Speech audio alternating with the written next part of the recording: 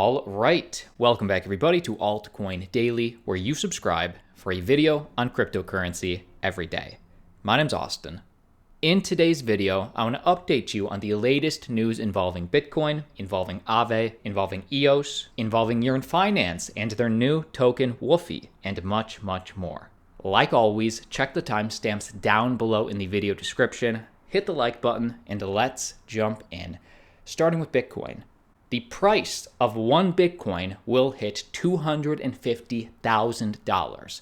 Mark Yusko on Yahoo Finance today explaining why. Watch this and then let me know if you agree or if you disagree. Mark, switching gears to crypto, why do you have a $250,000 price target on Bitcoin? Simple. Look, Bitcoin is the largest computing network on the planet. It's the most important innovation probably of this century in terms of triple entry accounting and this migration to the trust net where we no longer need the trusted middlemen to exchange value. Value over internet protocol using blockchain technology is maybe the most important advance this century. And so Bitcoin is the first use case of blockchain technology. It is digital gold. So if you think about the monetary value of gold, it's about $4 trillion. Total gold is about $8 trillion. The monetary value is about $4 trillion. If we get to that level of equivalence, which I think we will, see, gold is a perfectly good asset. It's been money for 5,000 years. It is a perfect money. It doesn't have a liability associated with it, unlike fiat currencies, which all have government liabilities associated with it. And all fiat currencies eventually go away over long periods of time. Gold has been money for 5,000 years. But it's not very divisible. It's not very portable. Bitcoin solves that. It is a digitally scarce asset and will play that role, I think, going forward. So Bitcoin gold equivalence at $4 trillion makes it a $250,000 asset. I think over many, many years, it'll be multiples of that. But we won't talk about the price of Bitcoin in the future. We'll talk about Satoshis. In fact, that's why my Twitter handle is hashtag 2.1 quadrillion. There are 2.1 quadrillion Satoshis, 100 billion Satoshis per Bitcoin. And that will be the unit of measure we talk about when crypto is the predominant means of exchanging value. All right. I like it. Mark makes a lot of solid points about why Bitcoin has value. Give me your thoughts down below. And let's keep moving. Because today's video, it's not just about the bullishness of Bitcoin. Ethereum right now is looking really strong. And I'm not just talking about the price, although we are right now over $4,000 per ETH. I'm talking about the ecosystem. And for example, Aave is a part of the Ethereum ecosystem. And next piece of news, DeFi lending platform Aave reveals private pool for institutions. Designed for institutional investors, the lending pool will feature KYC and AML restrictions. Wow.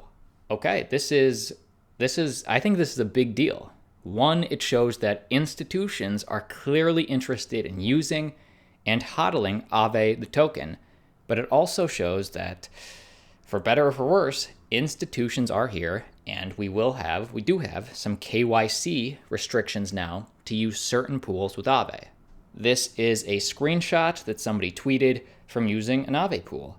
AML warning. Your address has been blacklisted due to anti-money laundering regulation.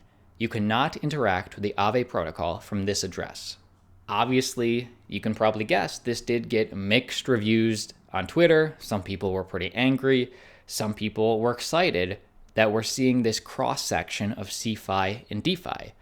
And the truth is that if institutions, KYC sort of defeats the purpose of DeFi, but in a lot of ways, if you want mass adoption, this sort of thing is inevitable. And my understanding is this is just for certain pools. The regular pools that you know, that you like, still stand as usual. I'm going to have to do more research. I'll keep searching. I'll keep you updated. Next piece of very breaking news for EOS. EOS is up 46%, at least as of yesterday, as Block 1 invests $10 billion in a new exchange.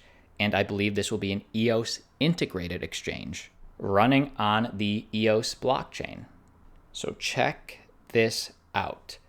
Block One, the software firm behind EOS, the blockchain, has pulled together over $10 billion to get what they're calling Bullish Global off the ground.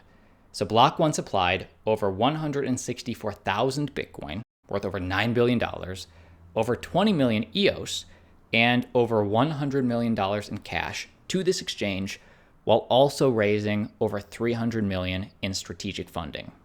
So what this means to you is that this new EOS-based exchange, Bullish Global, has possibly the most amount of funding that a new exchange has ever had.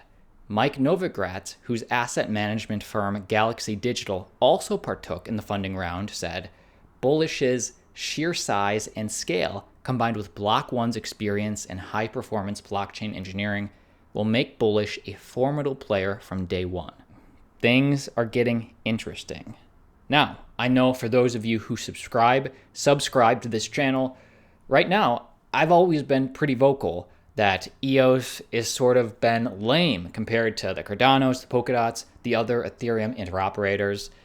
This is something. This is significant. And the reason is because this puts EOS right back into the DeFi conversation, lending and borrowing. It also plans on incorporating lending and automated market making, like Uniswap, tools that allow algorithms to set the price of assets so that there doesn't always need to be a buyer and a seller. In other words, the exchange could allow EOS to take a share of the booming decentralized finance market in which people can earn interest, borrow funds, and trade derivatives and digital assets without third-party intermediaries. Maybe this means we'll see EOS's Bullish Global as the next PancakeSwap or Uniswap. Either way, I would love your thoughts on this. I know I say that all the time, but I would really love your opinion on this down below, especially if you're an EOS hodler. I'll keep digging and I'll try and find more information. Next piece of news for Yearn Finance, a major blue chip altcoin that is very much a part of the Ethereum ecosystem. Yearn Finance surges over 45% as it joins Dogpack with WOOFY. Obviously, we've seen a lot of hype and pump from Dogecoin as of late. From that, a lot of Ethereum-based doggy coins sprung up, like Shibu, like others, and actually, according to Dex Tools, 9 out of the top 10 most viewed pairings on Uniswap version 2 are dog tokens. And this sort of reminds me of the food token frenzy, the tacos, the yams that we saw. Now, what is WOOFY's use case? Despite WOOFY's sole function being to offer a means to redenominate Wi-Fi holdings, or in other words, with the WOOFY Finance interface offering bi-directional Wi-Fi to WOOFY conversions at a ratio of 1 to 1 million. Despite this, over-exuberant buyers pushed the price of WOOFY so high as to imply Wi-Fi's price to be 1.5 million per token. And at most, I think Wi-Fi got up to like 70 yesterday. But the ratio for this is 1 to 1 million, meaning that the people that paid $1.50 per WOOFY means you essentially paid $1.5 million for Wi-Fi. If the use case, if this description of what WOOFY is still kind of confusing to you, to me, WOOFY is more for fun. It's clear they just wanted to take advantage of dog-named coins, which is fine. But remember, a two-way peg means it's impossible for WOOFY to trade at a premium to Wi-Fi for any significant amount of time. So just be careful to learn about a coin before you FOMO in and buy it. Word to the wise, let's keep moving. Next piece of breaking news for Decentraland hodlers. Decentraland founder unveils project of bringing NFTs to big-time video games. Co-founder REM is teaming up with the gaming industry heavyweights to launch something called Big Time Studios. Everyone from Ashton Kutcher to Sam Bankman-Fried is involved in the $10.3 million Series A round of funding. So what this means to you is imagine your favorite video games, I'm talking the best of the best, the ones you've heard of, integrating with Decentraland to bring NFTs to them.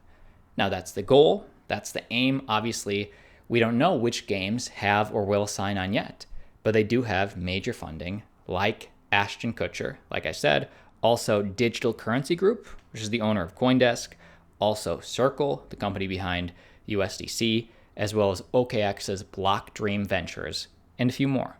So major players are clearly backing this video game NFT studio, and big-time CEO Ari, who was previously the co-founder and CEO at Decentraland, says he plans to create the first AAA, or i.e. best of the best, highly rated, action title video game that allows players to acquire, hold, and trade NFT-based virtual items with ease. So this is the headline. Obviously, this was just announced, and we'll have to see if the video games actually pull through. But I would say this is indirectly bullish for Decentraland. I hope. At least I hope. That is the video. My name's Austin. See you tomorrow.